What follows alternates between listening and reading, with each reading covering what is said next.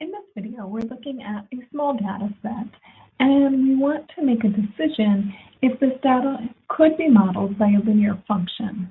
And so we have to think about what we know about linear functions. And we know that linear is associated with a constant rate of change. So let me get my pen here. Key thing, we know linear equals constant rate of change or constant slope.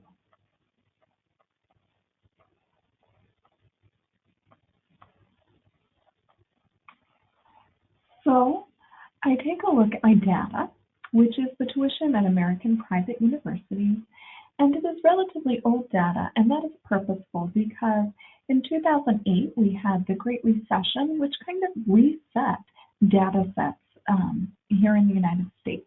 And so we have a trend happening in our data prior to that Great Recession that started in 2008, and this trend actually continued up to 2009.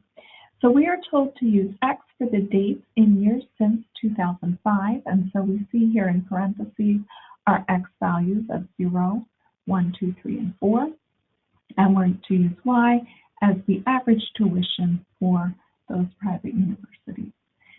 Looking at what I'm supposed to do, the change in X from 0 to 1, and I'm to calculate the change in Y. Change mathematically is subtraction. So in order to calculate the change, I'm going to subtract. And so for the first one, I would take my Y2 and subtract my Y1 value.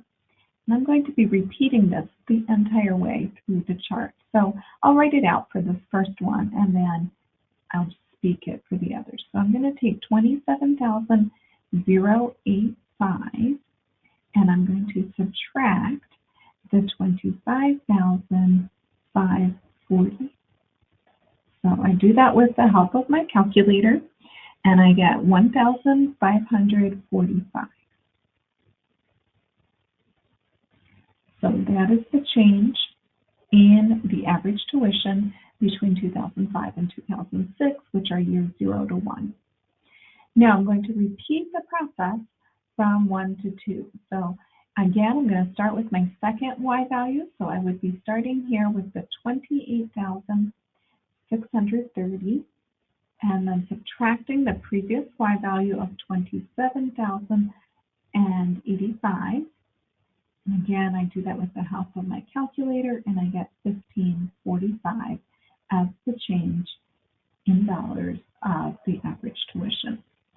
Moving from years 2 to 3, this time I would take the 30,175 and subtract the 28,630. And again, I get the 1545. And then I do the last pair. So I would take the 31,720 and subtract the 30,175, and again, I get the 1545. So, to answer the question, can this data be modeled by a linear function? Yes. And then why or why not? And the answer is because it has constant change. And constant change is our key feature for linear.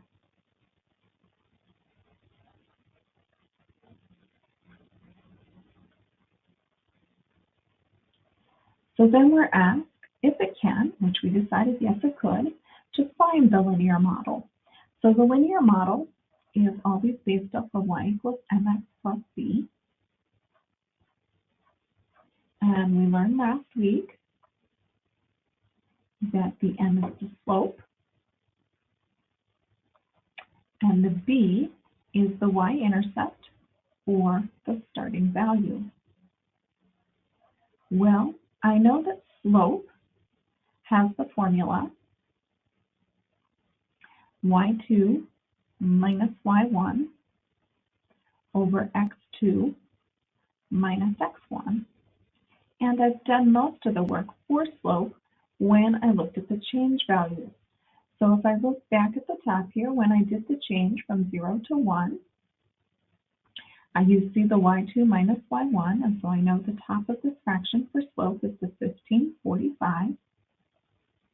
And looking at what has happened to x, the change in x there was from 0 to 1. If I do that subtraction, 1 minus 0, I have my slope is just that 1545. When I look at b, the start, I know that this happens when x is 0, because that's when the time starts. And if I look over here in my table of values, when x is the 0, I have the 25,540, so that is the b value. So plugging these all into the formula, y is equal to 1545 x plus 25,540. And so I determined that yes, this is an example of linear data, and I found the equation to model it.